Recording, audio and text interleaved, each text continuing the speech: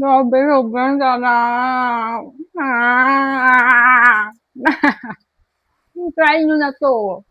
So, ayun guys, gagawin na natin yung gagawin na natin yung palaging dumadaan sa FYP ko na retinol salad. So, meron tayong carrots, tapos sesame seeds, tapos ano ba to?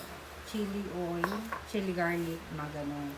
Tapos toyo, minced garlic, tapos Sesame oil. Ayan, nahanap ko na siya. So, mag-start na tayo. yung cut nito is yung pahaba lang, parang paribong lang siya.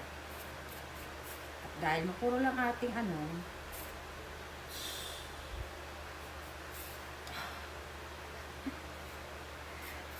gosh, nahiya. Ano ba to?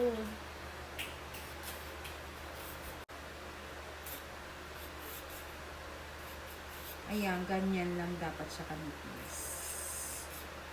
Kailan pa kaya ako matatapos dito? Ayan.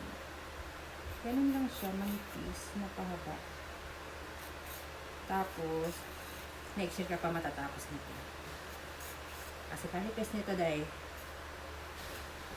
Ayan. Ginawa ko, day. Napahirapan talaga ako, day. Dahil naman sa retinol ba? Ayun na show. Ayan.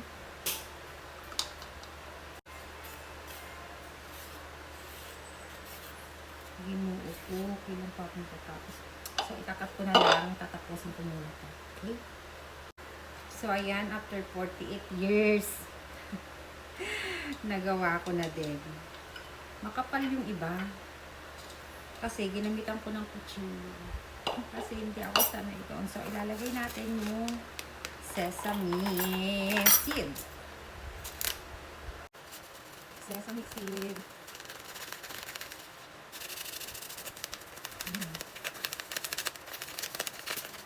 Next, yung ating minced garlic. Tapos, chili garlic. Tapos, nadami ako yata sesame. Okay. Tapos, toyo. Okay, let's go. Tapos, mix na natin. Lagi ako nakakulot nun. Kasi pag di naman ako nakakulot kasi, ang haba-haba ng buhok ko na. Kaya kinukulot ko yung dulo. Sarap kayo. Kamay na natin since yung kamay natin malinis. So, ayan. Mag-taste test na tayo. So, ayan, taste test na natin. Ano kay lasa?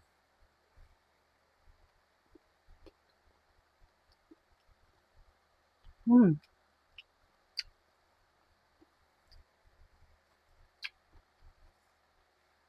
Hmm.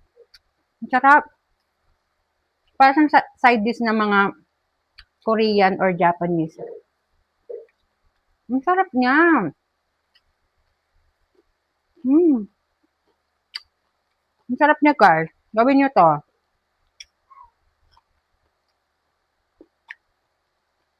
Saka yung pagkaanghang niya, saktong-sakto lang. Hindi ko kasi nilagyan marami. Kalahating kutsara lang. So, ayan, taste test na tayo.